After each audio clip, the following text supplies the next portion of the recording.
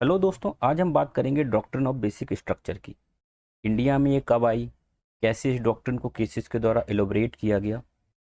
दोस्तों, ये पूरे कॉन्स्टिट्यूशन का सबसे कंट्रोवर्शियल टॉपिक है। ऐसा इसलिए दोस्तों कि कॉन्स्टिट्यूशन ने एक तो खुद पार्लियामेंट को पावर दी अमेंड करने की, दूसरी ओर आर्टिकल 13 को भी डाल दिया, जो कन्फ्यूजन क्रिएट कर रहा था। इससे क्या हुआ, पार्लियामेंट और सुप्रीम कोर्ट में एक टसल स्टार्ट हो गई।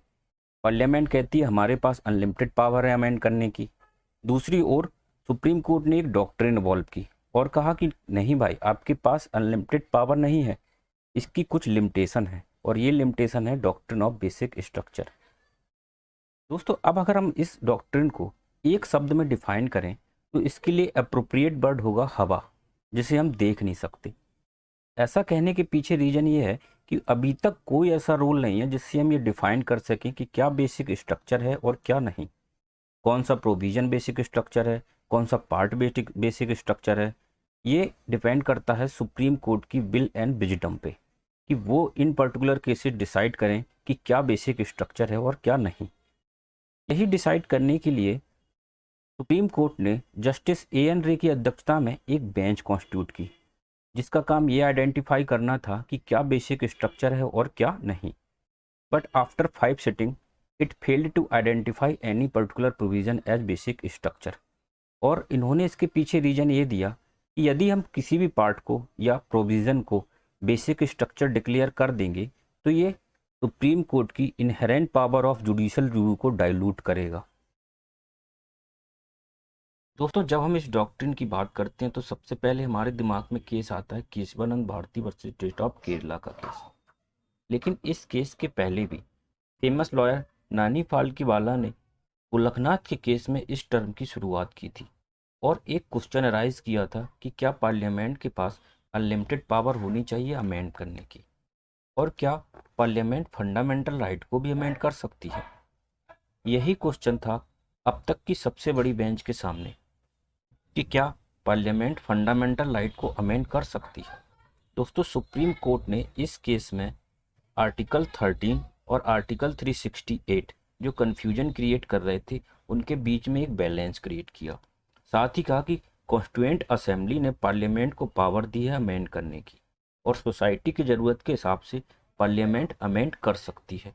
लेकिन इसके साथ ही कोर्ट ने उसकी इस अमेंडिंग पावर पे कुछ लिमिटेशन इम्पोज की, और ये लिमिटेशन है बेसिक स्ट्रक्चर। इस केस में सुप्रीम कोर्ट ने गोलकनाथ के केस को ओवर रूल कर दिया और पार्लियामेंट को पावर दी कि वो अमेंडमेंट कर सकती है। लेकिन आगे कुछ केसेस में सुप्रीम कोर्ट ने इस डॉक्ट्रिन का यूज करके रूल ऑफ लॉ और सुपरमेसी ऑफ कॉन्स्टिट्यूशन को मेंटेन भी किया। दोस्तों, पहला केस था जिसमें इस डॉक्ट्रिन को अप्लाई किया गया था इंदिरा नेहरू गांधी वर्सेस राजनारायण का केस।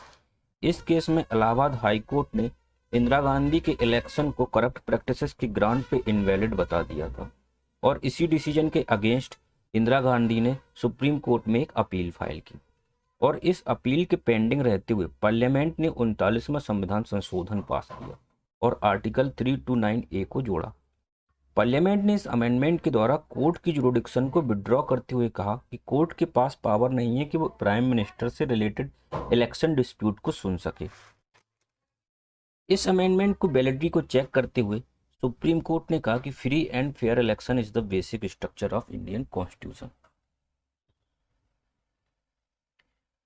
और 39वां संविधान संशोधन वायलेट करता है फ्री एंड फेयर इलेक्शन को, और साथ ही ये कोर्ट की inherent power of judicial review को भी वायलेट करता है। इस केस में जस्टिस एन रे ने ऑब्जर्व किया कि अगर हम प्राइम मिनिस्टर और स्पीकर के इलेक्शन डिस्प्यूट को जुडिशियल रिव्यू से इम्यून कर दें तो रूल ऑफ लॉ को वायलेट करेगा। इस केस में रूल ऑफ लॉ को बेसिक स्ट्रक्चर डिक्लेयर किया गया था।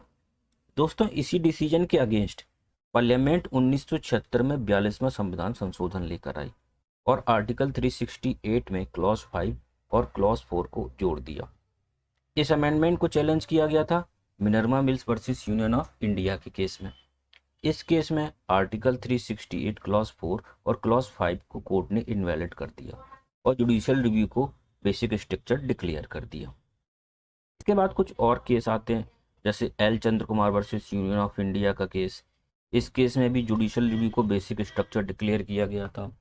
और सेम अप्रोच फॉलो की गई थी IR Coelho versus state of Tamil Nadu के केस में। इस केस में कोर्ट ने बोमन राव की रूलिंग को फॉलो किया और कहा कि जो भी एक्ट और रेगुलेशन केशवानंद भारती जजमेंट के बाद 9 शेड्यूल में डाले जाएंगे, कोर्ट उनका जुडिशियल रिव्यू कर सकती है। दोस्तों, ये कुछ केस हैं जिसमें कॉन्स्टिट्यूशन के कुछ पार्ट्स को बेसिक स्ट्रक्चर डिक्लेयर किया गया था, जैसे केशवानंद भारती के केस में प्रीएम्बल को, सेपरेशन ऑफ पावर को, और SR मुंबई के केस में सेकुलरिज्म को। और SR मुंबई के केस में सुप्रीम कोर्ट ने अपनी जुडिशियल रिव्यू की पावर को और एक्सपेंड कर दिया और कहा कि पार्लियामेंट प्रेसिडेंट को जो भी एडवाइस देगी और जिन मटेरियल्स पे देगी, कोर्ट उन मटेरियल्स को चेक कर सकती है। दोस्तों, अब हम इस डॉक्ट्रिन के फेवर में कुछ आर्गूमेंट्स को देख लेते हैं। As a guardian of constitution, judiciary का काम है कि रूल ऑफ लॉ और सुपरमेसी ऑफ कॉन्स्टिट्यूशन को बनाए रखना, और ये डॉक्ट्रिन हेल्प करती है to maintain rule of law and supremacy of constitution. दूसरा, कि अगर कोई पॉलिटिकल पार्टी मेजॉरिटी में होगी तो वो कॉन्स्टिट्यूशन को अपने हिसाब से रन करेगी। ऐसा ही कुछ हुआ था जर्मनी में। दोस्तों, वहाँ पार्लियामेंट के पास अनलिमिटेड पावर थी अमेंड करने की, और धीरे धीरे उन्होंने लोगों के फंडामेंटल राइट को कर्टेल करना चालू कर दिया, जिससे वहाँ प्रॉब्लम क्रिएट हुई। और ऐसा ही कुछ हुआ था इंडिया में फर्स्ट कॉन्स्टिट्यूशनल अमेंडमेंट द्वारा, जिससे क्या हुआ, पहले तो पार्लियामेंट ने 31A और 31B लाई और फंडामेंटल राइट को कर्टेल कर दिया। दूसरा, उन्होंने एक 9 शेड्यूल को भी जोड़ा और कहा कि जो भी एक्ट और रेगुलेशन 9 शेड्यूल में डाल दिए जाएंगे, कोर्ट उनका जुडिशियल रिव्यू नहीं कर सकती।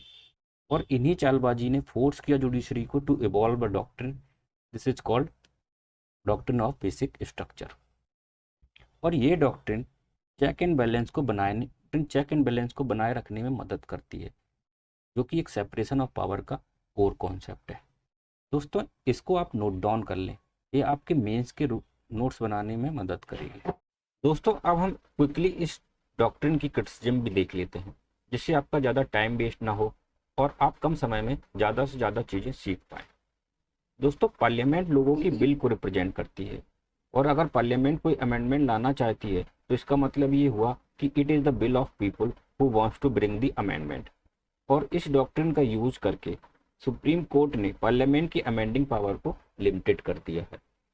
दूसरा, ये कहा जाता है कि जुडिशरी खुद रूल ऑफ लॉ से ऊपर नहीं है।